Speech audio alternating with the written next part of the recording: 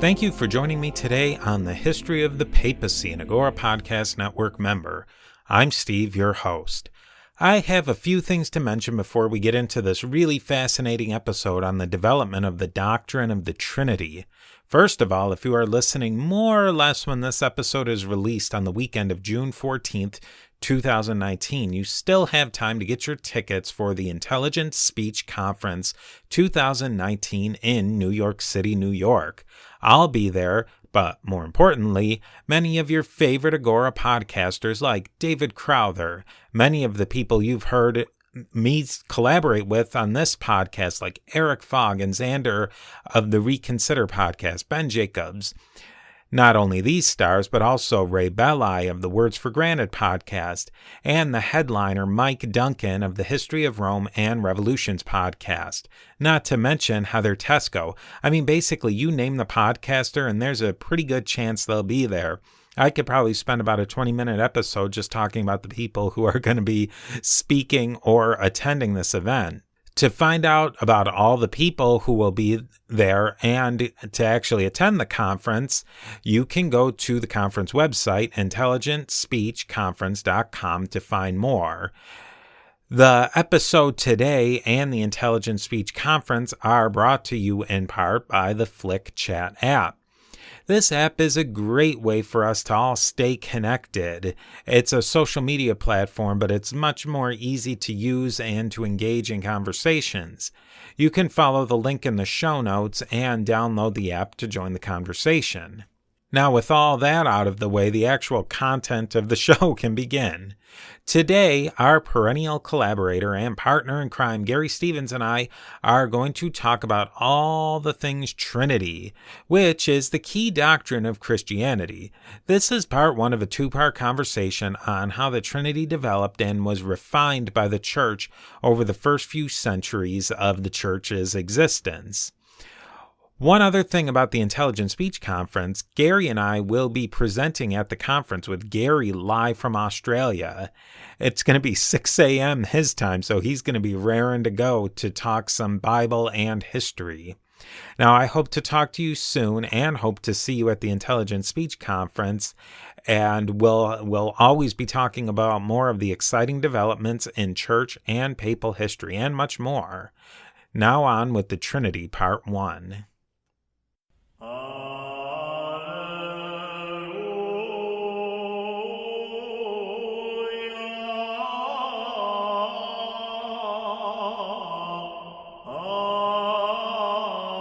G'day. I'm Garry Stevens from the History in the Bible podcast. My old chum Stephen Guerra and I have a brand new co-production for you. G'day, Steve. Thank you so much. I'm really excited to talk about this topic, and this particular topic was suggested by a listener who I cannot find who suggested it. So whoever suggested it, I thank you very much for the great idea, and if you hear this, definitely email me and I'll give you the proper credit. Now, Steve, you are a true 3-in-1. You host and produce the History of the Papacy podcast and the Beyond the Big Screen podcast. You also are a backyard maple syrup maker in your large amounts of spare time.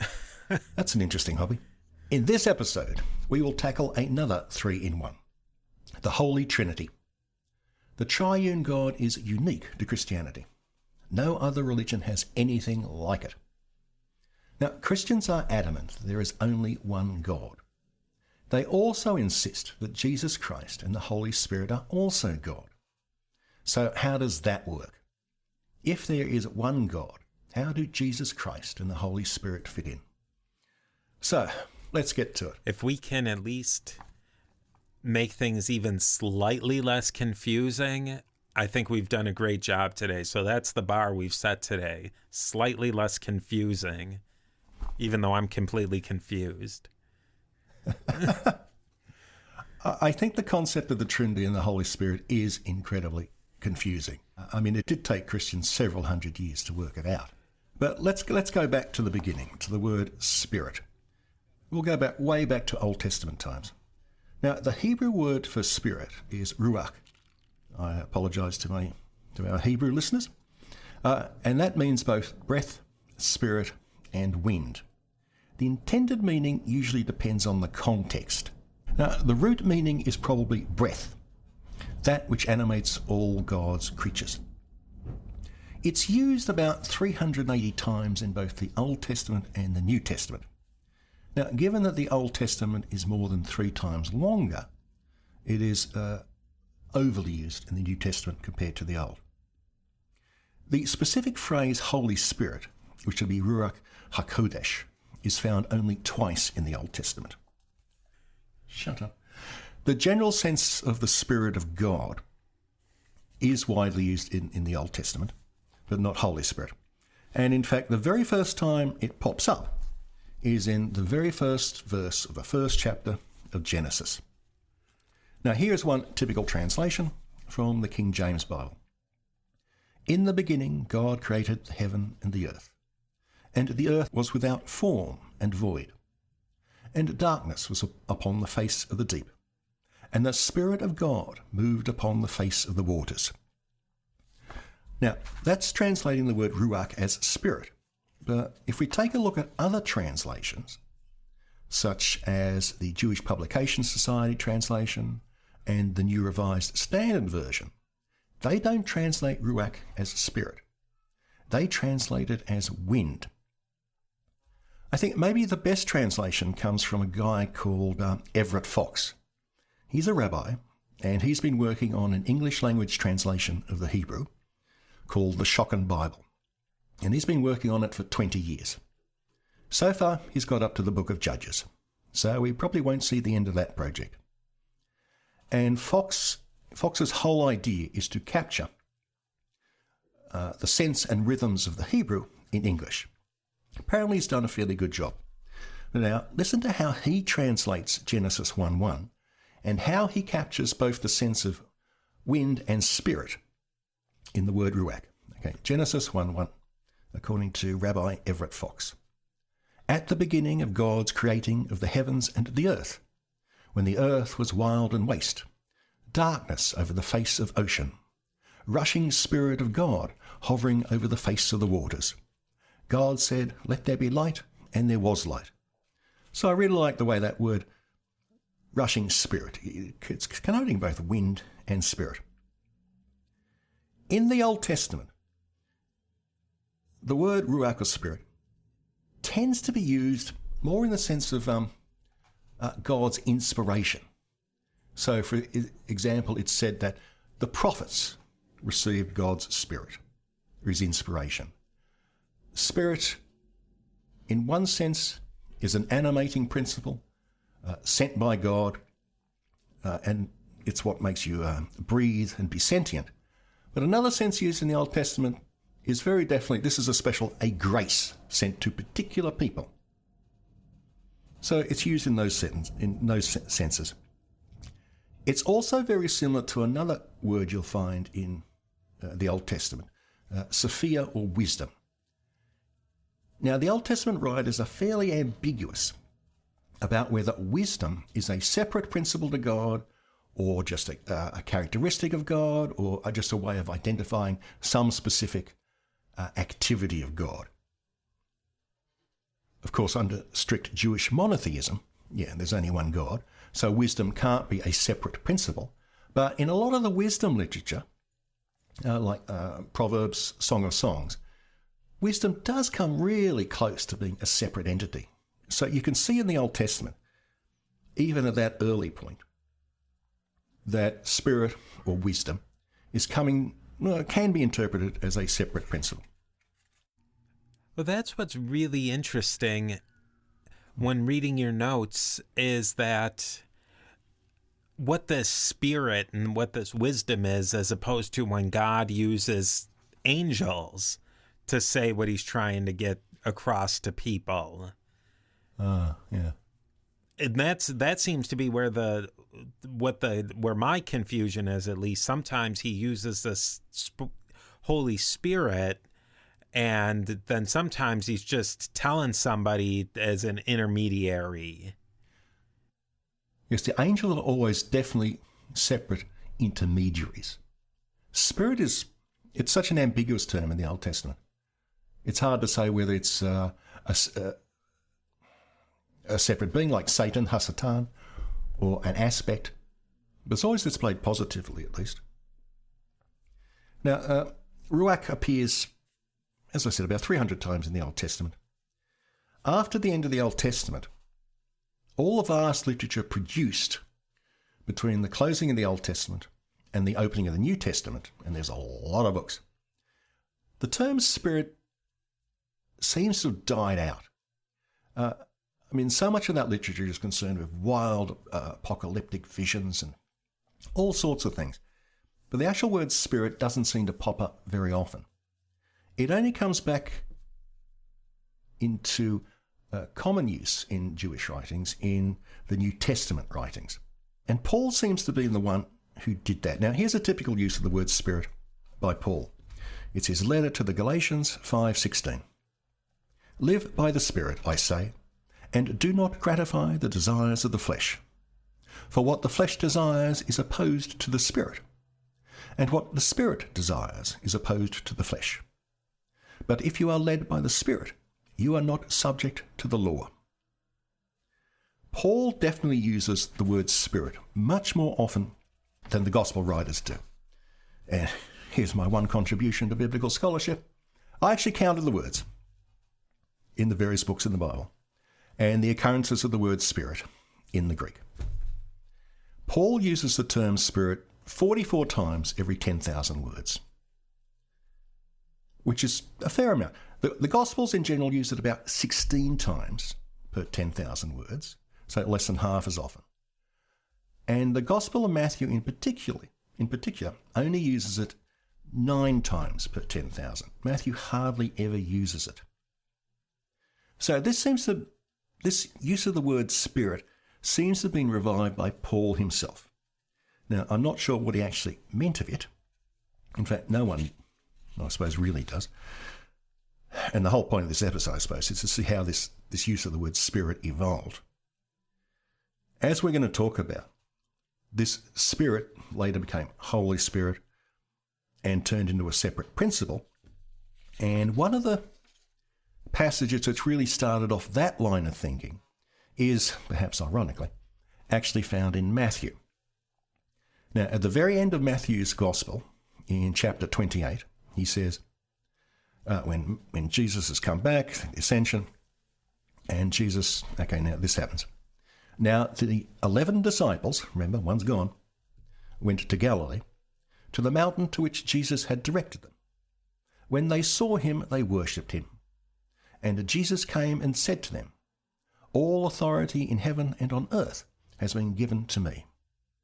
Go therefore and make students of all nations, baptizing them in the name of the Father and of the Son and of the Holy Spirit, and teaching them to obey everything that I have commanded you. To me, that's one of the earliest uses of that exact formula, where it mentions a Father, a Son, and some other thing. What happens next? We are going through an intermediate time here, so we leave Paul, who mentions the Holy Spirit, and there's a lot of talk in the Bible of the Holy Spirit. How I wrapped my mind around it is that the fundamental aspect of what a Christian is, as opposed to being a Jew or something else, is that a Christian is going to see that there's a God. Jesus is something that's centrally important, and then the Holy Spirit. And that's really what the dividing line is between a Christian and something else. And that's really what we would maybe call Trinitarian, even though within Christianity it gets divided and a little muddied. But if you're going to say what's Christian, what would you would put in this Christian container, and what's not going to go into that container is who believes in that there's God the Father plus Jesus plus the Holy Spirit. After apostolic times, in the later part of the 1st century, in the 2nd century, in the 3rd century, that's pretty much, if you believe that, you're fitting somewhere within orthodoxy, but nobody really fought too hard about what any of those things essentially meant. A lot of the words that we'll hear are logos and then substantia, ousia. Substantia and ousia. Ousia is the Greek word for substance, and substantia is the Latin word for substance. And then obviously the English word for substance is substance. What we can think of this substance is, we're really getting into like really heavy duty Platonic philosophy right here. And this substance is essentially what we're thinking of as God stuff. Now, if God says something, is the stuff that's coming out of his God mouth this God stuff? Or is it, when it leaves his mouth, is it something different? And that's where the Holy Spirit and the Logos come. The Logos is the word in Greek. That's really central when we, it's in the all of the Gospels, and God was the word. I don't have the exact quote, but they mentioned, here was the word, especially in the Gospel of John.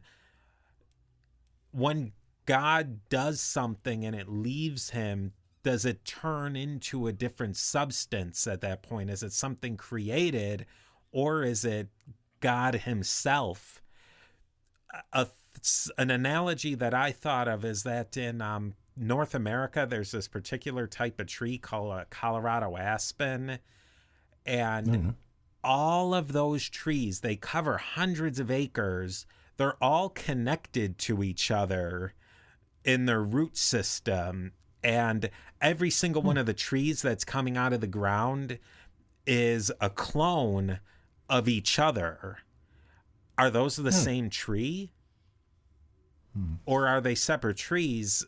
Because some of the trees might look a little different, might have a different amount of leaves, a different amount of limbs, but in substance, are they the exact same tree? What would you say? I'd ask a theologian. or a philosopher. A biotheologian. Or a philosopher. Actually, can I interrupt with a question, Sure. Steve? I'd like to know, why did early Christians start to embrace the Spirit as something different? Why is the whole concept... Well, I suppose you can explain this soon. But it seems curious to me that they sort of lumber themselves with this really complex God, Father, Holy Spirit thing.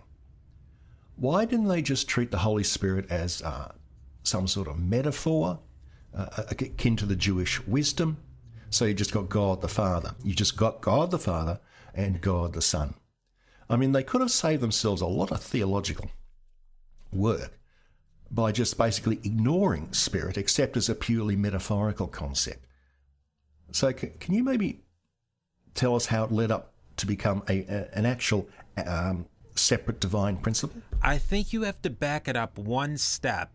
So if you look at these, at the gospel accounts, at the baptism of Jesus, where it says that a dove, the Holy Spirit came in the form of a dove, the Holy Spirit was really a first principle before Jesus. Jesus was baptized in the Holy Spirit. So here's Jesus. He's getting baptized in the Holy Spirit. If you're saying God, Jesus is God, and he's being baptized by the Holy Spirit, then you can't necessarily discount that the Holy Spirit is some way and connected God to Jesus.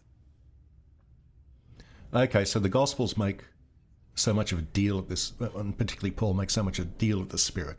They just couldn't ignore it.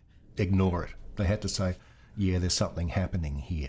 And actually, just to your point on the dove, I was rather surprised to find that in, I don't know if it's rabbinical literature or literature of New Testament times, that the word dove is sometimes used as a synonym for the Spirit.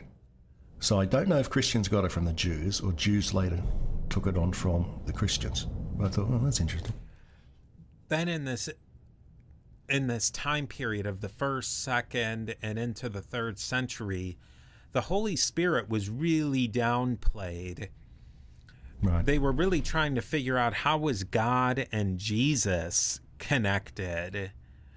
Yeah. Then the Holy Spirit showed up, that obviously he's in there somewhere, but it was a hard square to circle. The Holy Spirit was in a way ignored.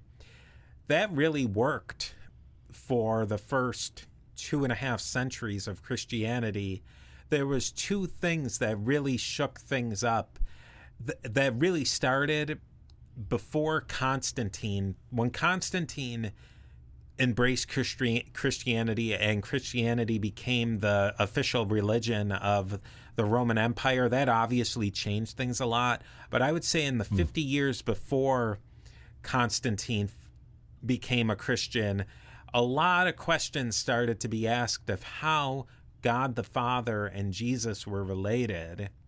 If you looked at a spectrum of Christianity, you really would start on maybe one side, that Jesus was completely a human being, just a regular old guy who was a great guy. There was God the Father. Jesus taught a great message. He was the greatest prophet. That would be maybe the most extreme Jewish version, Judeo-Christian version of Jesus.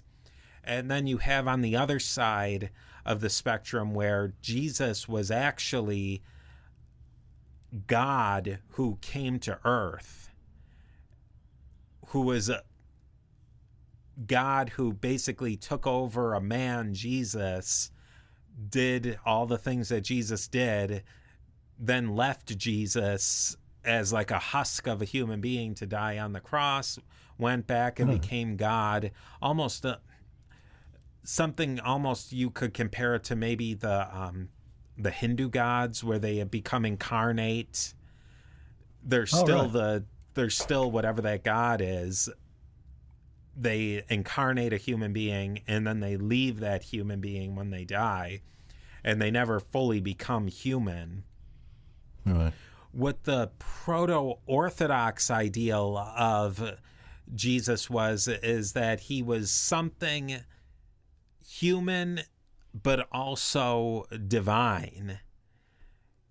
That worked pretty well for about the 200 years, but then as the religion became more mature, people were thinking about, well, how does this work exactly?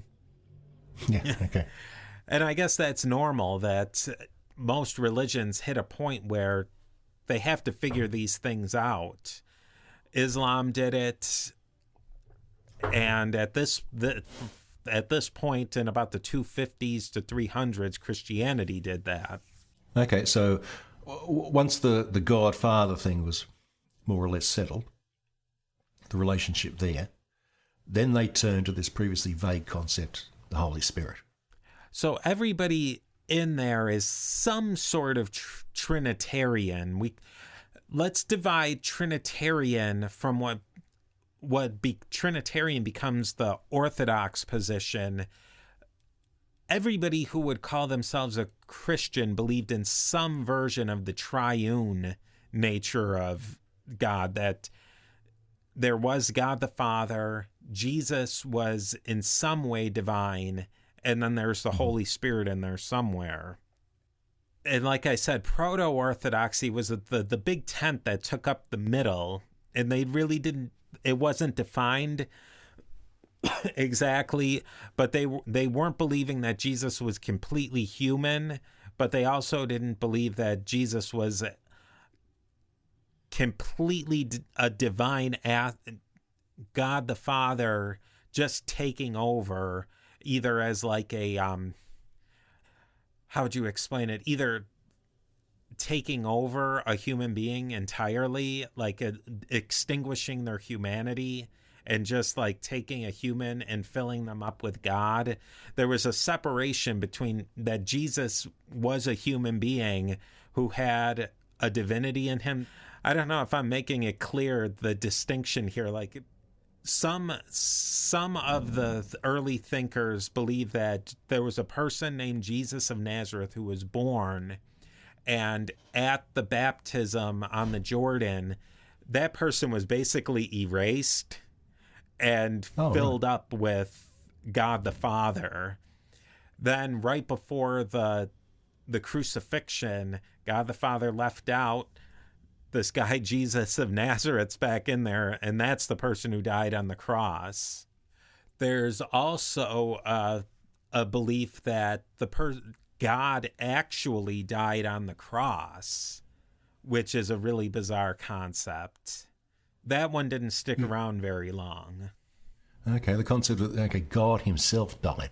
An interesting aspect is that at about this time, so you figure this is about the time, the next 50 or so years is where Constantine comes in and Christianity goes from an illegal religion to being almost the de facto religion of the Roman Empire. This is where people get these ideas that the Council of Nicaea is where Christianity was basically invented, or that Constantine invented Christianity.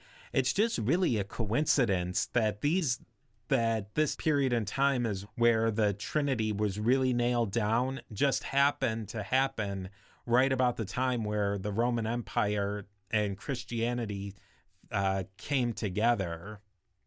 And this is also where people started saying, well, this is just tritheism, three gods. Oh. Tritheism was actually an idea that was floated around, that there was three gods, God the Father, Jesus being an entirely separate God, and that the Holy Spirit was a separate God. But really nobody, even in that pretty wide spectrum, really thought that there was three gods. They were all really, no matter where somebody fell in the spectrum, they were really trying in their own way to defend the idea that there was one God. Right, because that was built in from the Jewish concept, wasn't it? Yeah, that's the Jewish concept of monotheism. All of them are in their ways trying to be strict monotheists, but also fit in Jesus and the Holy Spirit. Mm-hmm. If we back up into the mid-2nd century, the first person to really start thinking about these ideas was somebody named Justin Martyr. He lived in the environs of the city of Rome. He was a Platonic philosopher. He was born in Judea, but he was from a Roman Greek family. Oh, right. I don't know anything about Justin Martyr, apart from his name. He was an early convert to Christianity from some form of paganism. Mm-hmm. He was really one of the earliest Christian thinkers to discuss this idea of the logos, or the word.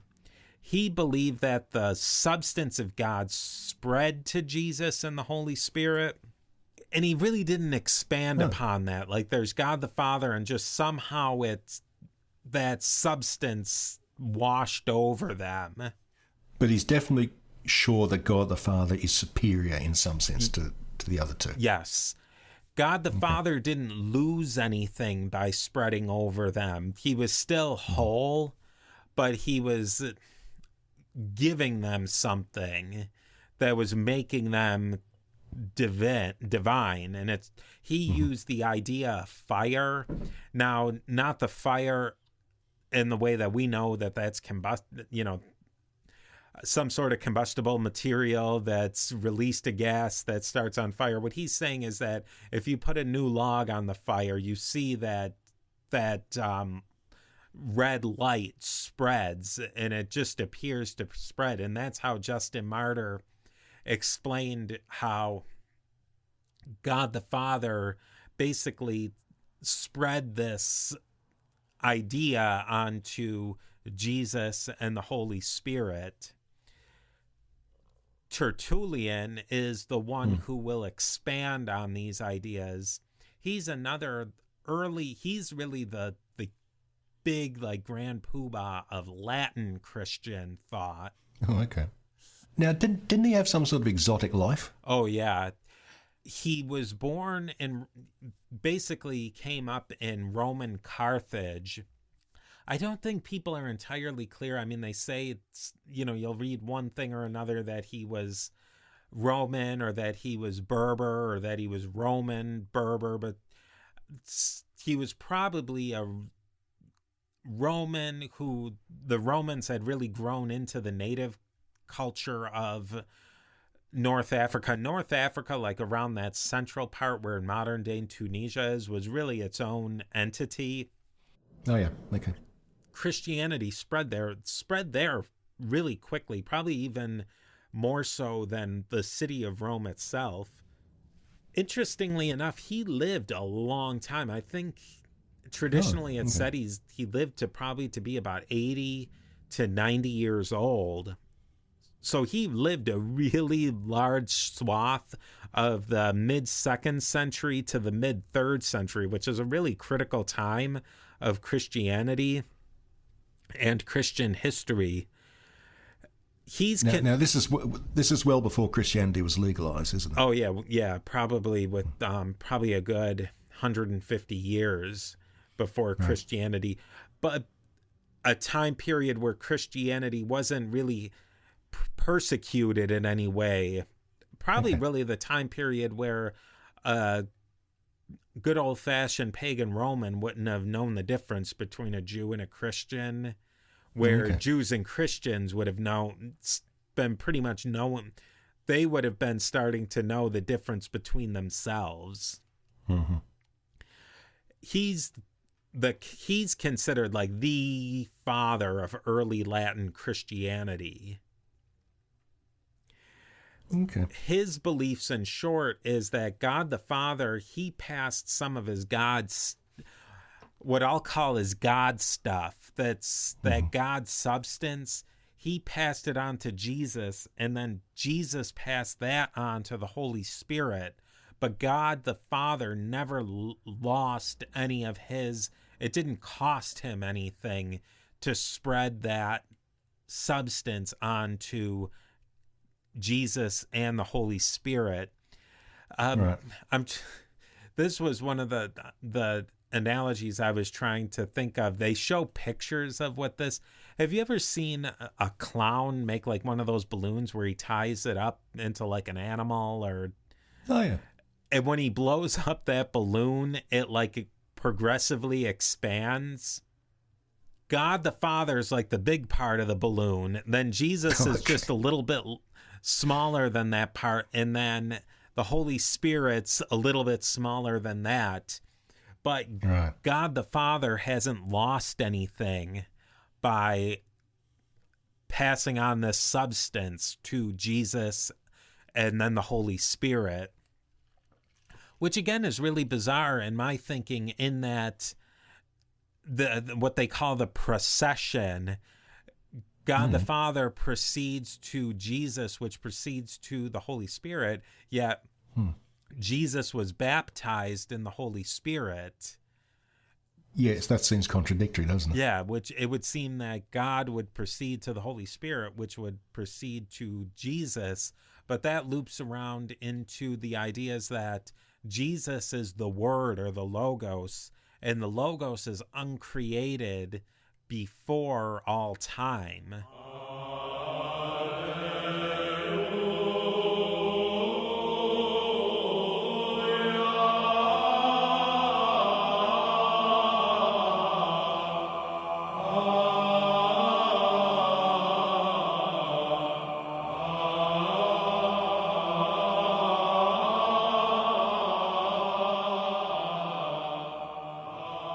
Okay, but it's still a hierarchy, isn't it? At least by Tertullian. Yeah. And his idea that there is a hierarchy. God the Father, Jesus, and the Holy Spirit.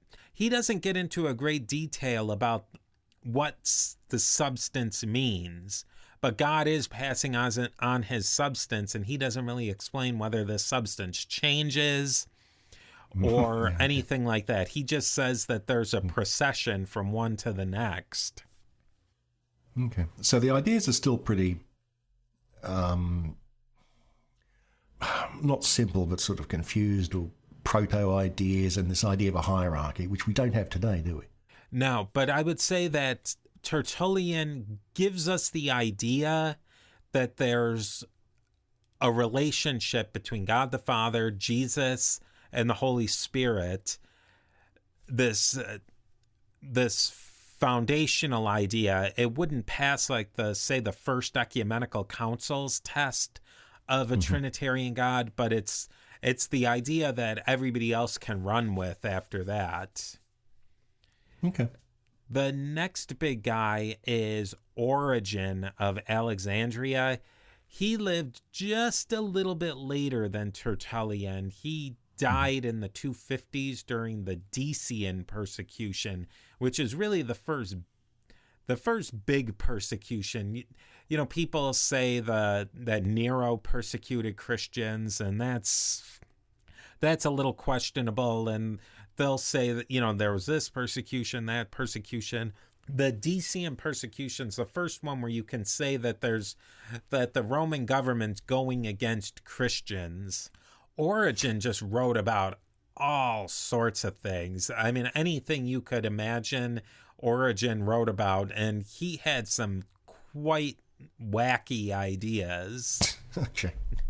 To say the least. I mean, even personal ideas. And a little interesting factoid about Origen, he castrated himself according to really literal reading of the Gospel of Matthew, even though Origen's supposed to be the king of the allegorical reading.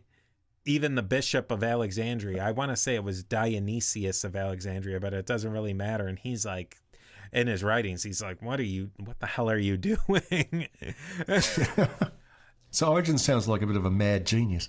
Yeah, and Origen sets this difference that's starting at about Origen in the 250s. There was really separate of the whole Trinity debates. There was starting to be a difference in who was going to be the teachers in Christianity.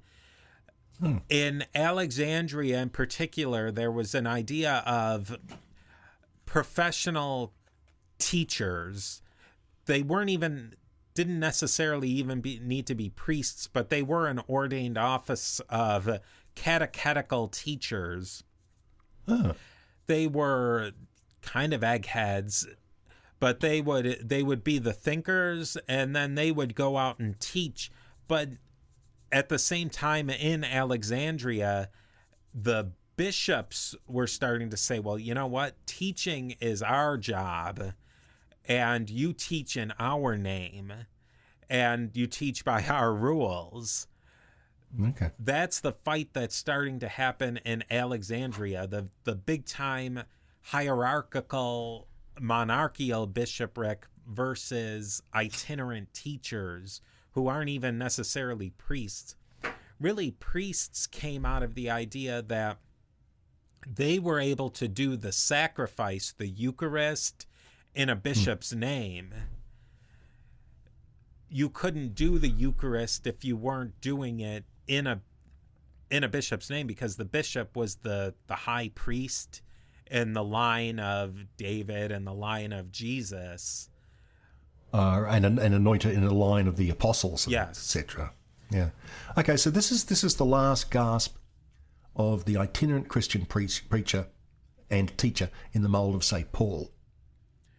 Paul, definitely Origen, and another character who is going to come up very soon. There was in Alexandria, there was this thing called the Catechetical School. That was basically a Christian university where somebody could go there to become a theologian and a priest, or somebody could just go there to become a Christian. Both of them happened, and the teachers didn't necessarily need to be ordained priests or bishops to teach. I think that really came from the whole Alexandria was really the intellectual hub of the Roman Empire. And this is pre-Christian times. Now we could go into the whole the Christians went and destroyed the Library of Alexandria and they were anti-intellectual and all that stuff. I'm not going to touch that, at least not in this episode. I'm going to disagree with that. That's all I'll say, is that I'm going to say that the Christians inherited something of that Neoplatonic and intellectual thought that was happening in Alexandria that had gone back for centuries. Some people are going to say is that the Christians were the roving barbarians that burned down the Library of Alexandria and cast upon a dark shadow upon learning. I disagree with that. Really, in a way, this is where things become really interesting in the latter part of the 200s. There's a couple of different pre-Nicene Council of Nicaea factions. One of the major ones was this group called the Sabellians, and their leader was called Sabellius. He used this word homoousios, which homo meaning the same and ousios meaning substance. Right. He used this term homoousios he was working in the area of Antioch. He used the term homoousios to mean that God the Father and Jesus were the exact same thing. Oh, okay. The Proto-Orthodox did not like that term at all. And as a matter of fact, the Sabellian idea of homoousios was knocked down and was said to be heretical in a council in and about 250 AD. It maybe have been a little bit later than that, but in that neighborhood. So keep that in your mind. Homoousios, bad in the late 200s. Another position was starting to come out that Jesus had a full dependence on the Father. This was called Antinomianism. He perfectly resembled God the Father. So if you were, say, looking in a mirror, you yourself are perfectly yourself. Is the thing in the mirror exactly the same thing as you? Or is it something different? If Jesus is the perfect reflection of the Father in the mirror, obviously the Father looking into the mirror is the first principle. That was another idea that was floating around in this late 200s period. What the Proto-Orthodox opinion was still further somewhere in between these two ideas. Again, let's talk about, in this context, we might use the word hypostasis or hypostasis. Hypostasis, ousia, and substantia all mean basically the same thing in this context. Hypostasis in the later Christological arguments is going to take on a different meaning. But in this context, hypostasis, ousia, as in homoousia, and substantia are all the same thing. Origen said that the Father, the Son, and the Holy Spirit are all three separate ousia, and according to him, that's clearly laid out in the Gospel of John, that they're all three separate substances. It's clearly laid out in John. That's according to Origen. Okay. Then we have this idea of persons. In Greek, it's prosopon. In Latin, it's persona. Apparently, in ancient Greek theater, you would have somebody who would put on a mask, and they would take on a different identity by putting on that mask, and that was called a prosopon or a persona. But they're still themselves, and even though they're acting like somebody else, they're still themselves underneath that mask. Some of the thinkers are saying that Jesus, God the Father, and the Holy Spirit are all the same substance inside, but they're wearing three different masks. They're three different persona. Oh, okay. That's where we get the three persons of the Trinity. Oh, now you okay. could take that one in all sorts of different ways. And if you put on a different mask, are you becoming a different person? I mean, philosophically, you're that one's going in a lot of different directions. I actually think I'm going to correct that earlier statement. The Sabellians had an idea, but Paulo Samosata was the first one to use homoousios, that God the Father, Jesus, and the Holy Spirit were all homoousios. The Sabellians were the ones, that's how complicated this is that every one of them is taking like a slightly different slice of the pie, and they're all just a little bit different enough from each other that enough to say that the next one's heretical, but right. they're all very, very similar. Right, but back in the day, these differences were really important to them, weren't they? Even though to us, well, to me, certainly they seem like, okay. Yeah, and I would say that, like, say if you were taking it from a perspective of somebody who was completely not Christian, it's like, who cares, you know? Yeah. I think you know what the perfect example of that is? Islam's view on Jesus. There's a lot of talk about Jesus in the Quran. They take a view of it of, you know, probably what you might call a boiled down version, that somehow God injected himself into Jesus. Jesus is a great guy. He dies on the cross. He's a great prophet. Like, that's an easy way to go. And that was actually a thought process that was going on even still into the late 600s when Islam came to town in the Middle East.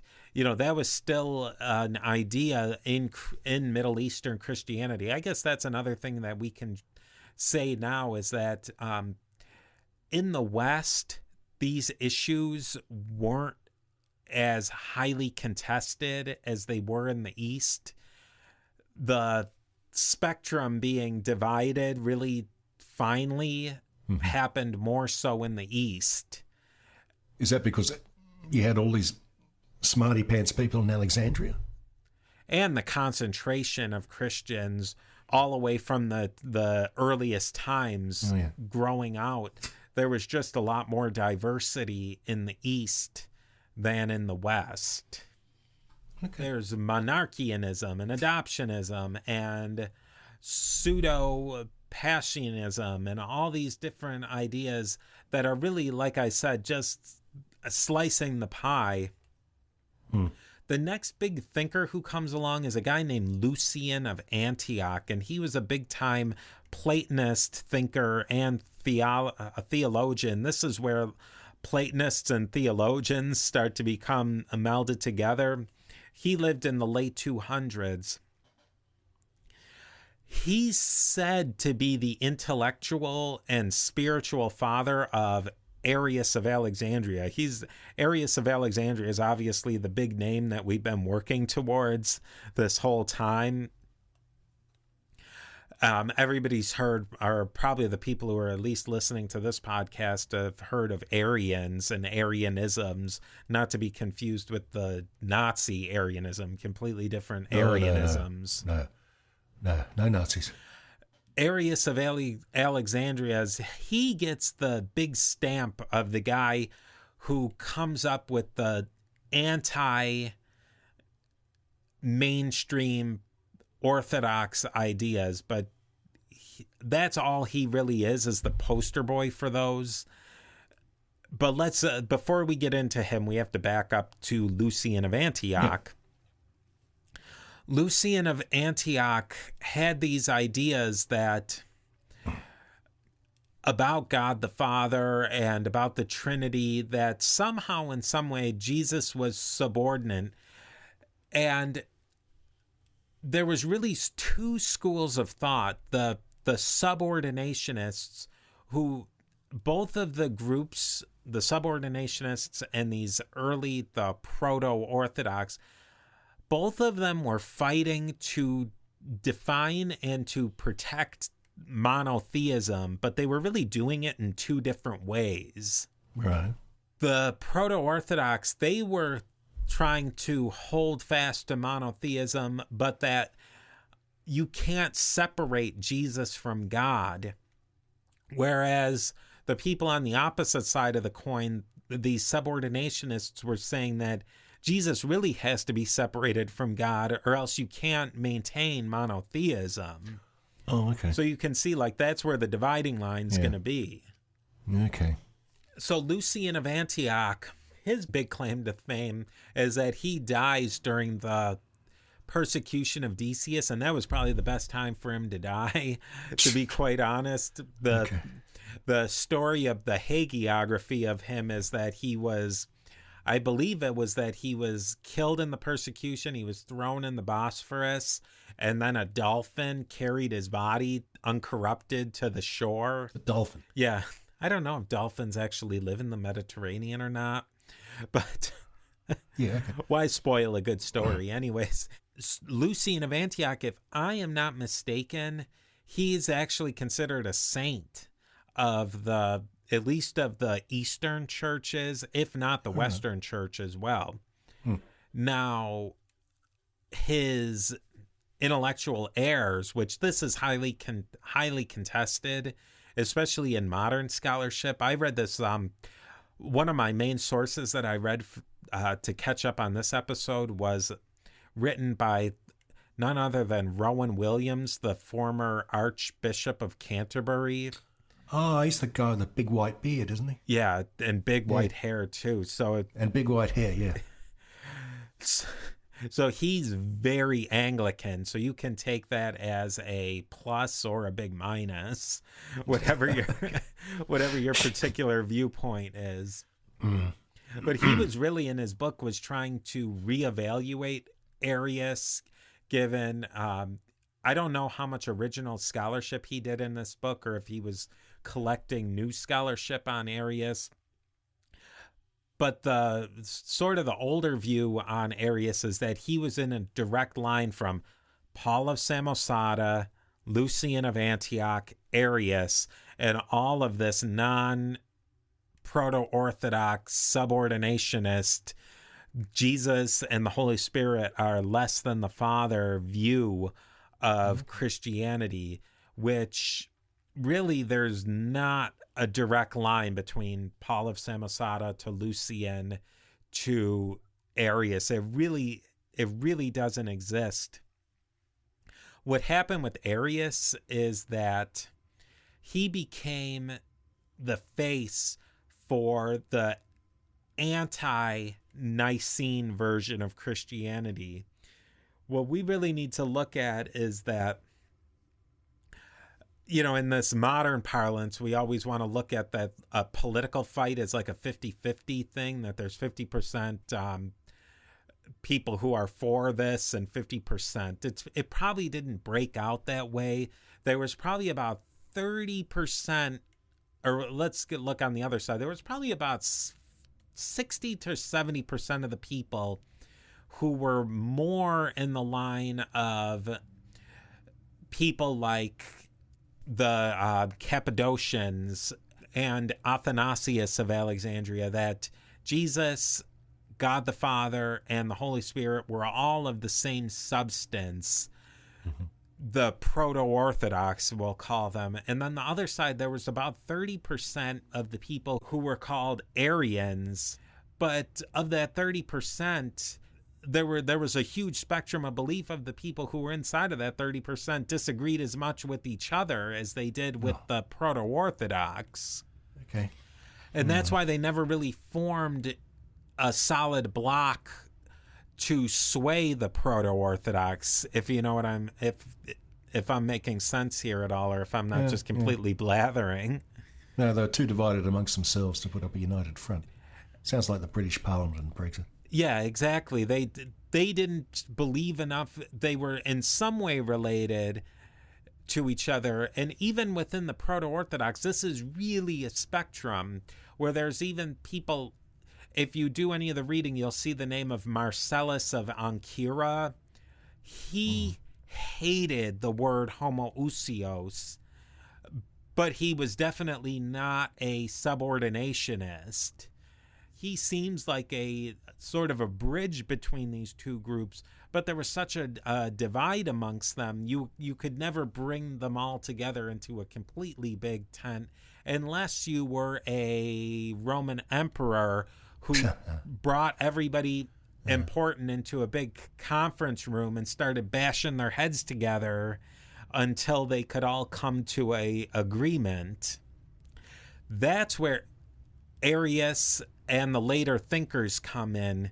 Arius is one of these people. He was I guess in the modern parlance, you might call him like a trendsetter. A trendsetter. A trendsetter. He had these ideas. Rowan Williams makes him more out that he came up with these ideas and he had his own unique ideas. A lot of other scholars of the field believe that Arius was the perfect poster child for these ideas and that he was the message person. Oh, okay. So I'm telling you, Gary, this gets so complicated. Gets so complicated. It is so complicated. Yeah. Arius is either somebody who's an original thinker or he's a person who is the message person. I'm trying to think of somebody who, the Kardashians or something like that. I was just thinking of the Kardashians, actually.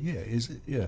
Either he's the Kardashians on one side, where he's able to come up with the right slogans to get people to be thinking of the subordinationist idea, or he's actually the idea man.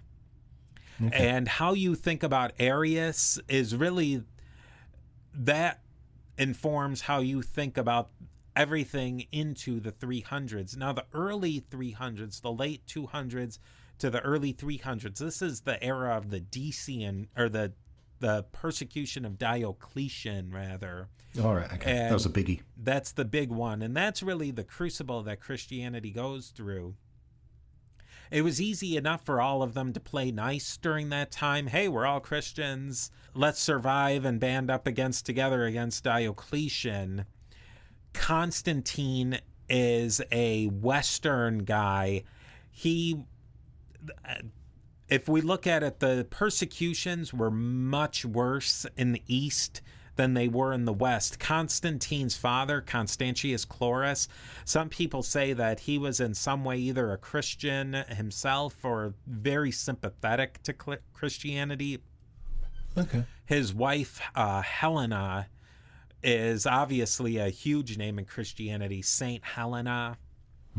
So there's probably conceivably that she had a big influence, but whatever the case may be, Constantius Chlorus did not persecute Christians as heavily in his area of the Tetrarchy as, say, Licinius did or Diocletian himself did.